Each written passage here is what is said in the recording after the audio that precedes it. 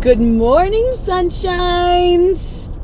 We're on the go today. You, me, Quincy, all of us. Quincy, say hi to my friends. Say good morning, sunshines. Oh, you want to see yourself? Hold on, he has to see himself. Say good morning, sunshines. What's today? It's the first day of school. Yes, my little half pint. Say good morning, Michelle. Good morning, Chelsea. Good morning, Lauren. Good morning, my friends. Good morning, my friends. Good morning, Rhiannon. Good morning, Michelle. Hey, we're having a Nutri-Grain bar on the way to the club. So John Carroll is driving like an Uber driver while I'm feeding him and multitasking. That's what we do. That's what we do, huh, Quincy? So as we do our Good Morning Sunshine, because I want to jump right into our subject. As we do this today, say Good Morning Sunshine, hashtag GMS. Tell me something you are grateful for. Remember, that's how we start every one of our mornings. Hopefully, whether you jump on or not, you've been starting to practice your gratitude, and you can see that it's starting to affect your brain makeup, right? We know that that's legit. Good morning, Auntie Catherine. You've been in school for a while. Geez, right? And I think you have, or is it just Uncle Jeff and Beth, whatever. You guys are with me. Today I am thankful for first days of school. I'm thankful for new experiences, and I'm thankful for friendship. So taking the kids and dropping them off, and it was so cool to be able to, I dropped my son off to his best friend's house that they get to walk together, and then we go pick up my daughter's best friend so they get to go to school together. And that's just really special, I think. Not everybody gets to do that, and no, my kids haven't always had that. So very grateful for that, for those little ones. And then it's Thursday, so share with us your exercise. What's the last exercise you did, or the next exercise you're going to do? Good morning, Uncle Kyle. Good morning, Brittany. And that's the setup. Okay, so I want to jump into our subject for the day because I think it's a really important one. And I was sitting here thinking about just what everybody's experiencing, and the emotions that's going through, especially in my mama's hearts when school goes back in. We watch all the posts, and there's this excitement of back to school. Like, you see pictures of the kids, but then you also see a lot of emotion in some posts. Like, it's hard when your babies go back to school and then they hit these different, levels, right? Like the first day of kindergarten, the first day of junior high, the first day of high school, the first day of their senior year. And it brings up a lot of emotions for us. And I spoke to that last year a little bit. So I was kind of deciding, what do I want to talk about today as we go into our first days of school? And I kind of went a different route. So you guys are like, why did you explain all that? I don't know. Good morning, Stephanie. Good morning, Jen. But looking at you guys, okay, so day one of school is today, right? Okay, you start today, Catherine. See, I was confused. Good morning, Deb.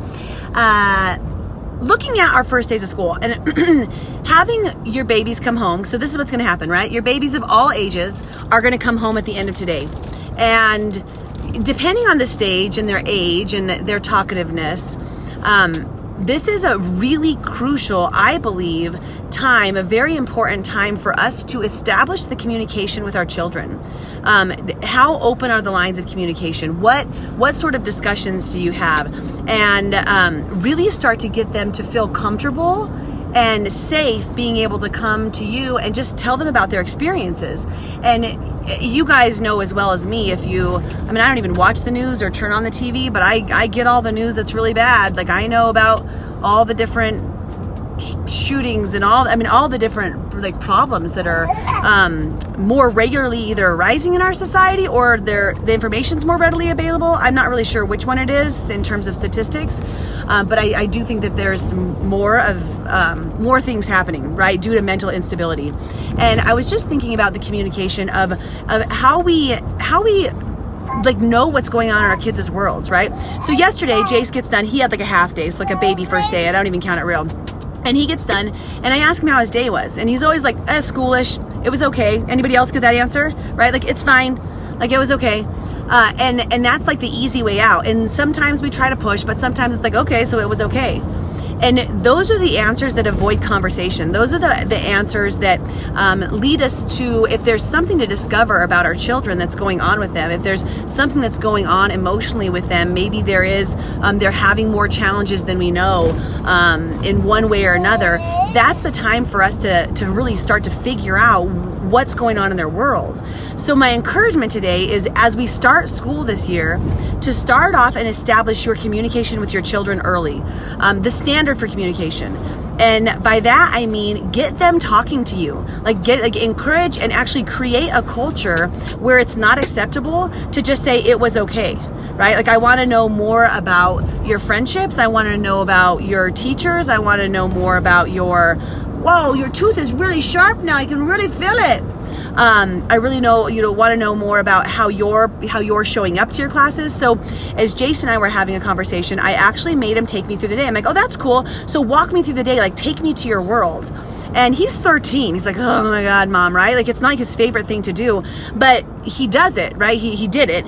And slowly, like, I mean, and we went through everything. Like, tell me, so what was your Spanish class? Who do you sit by? Are your friends in there? How's your teacher? And then we went through every single one of his classes. What are your passing periods like? Who did you sit by at lunch? Those types of questions that start to open a dialogue.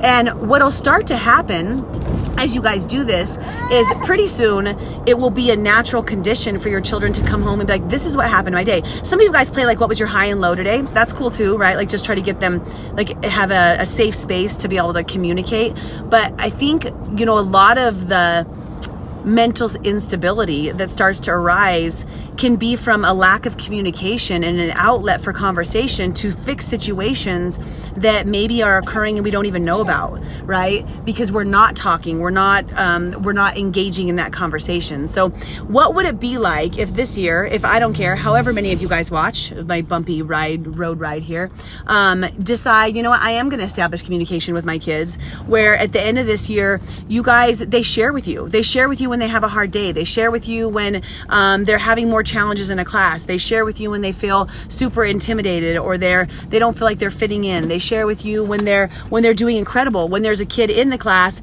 that is giving them challenges, whatever that is.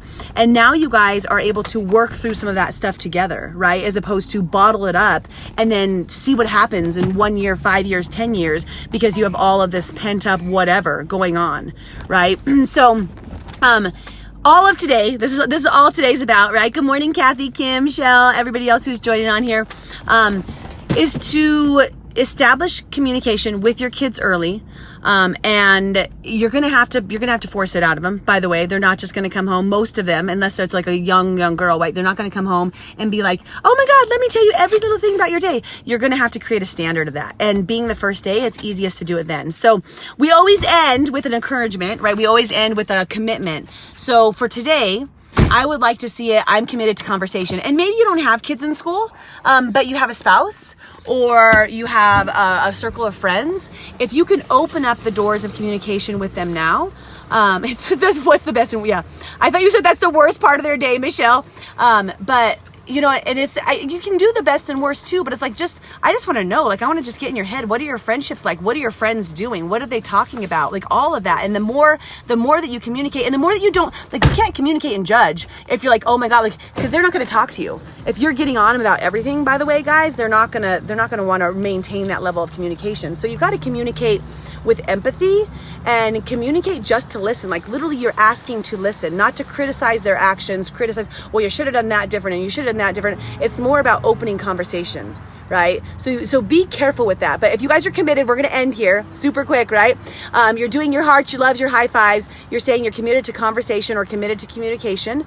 And see, even if your babies are teeny tiny, you guys start that now, because I think that it'll have a long-term lasting effect in the future. Yeah?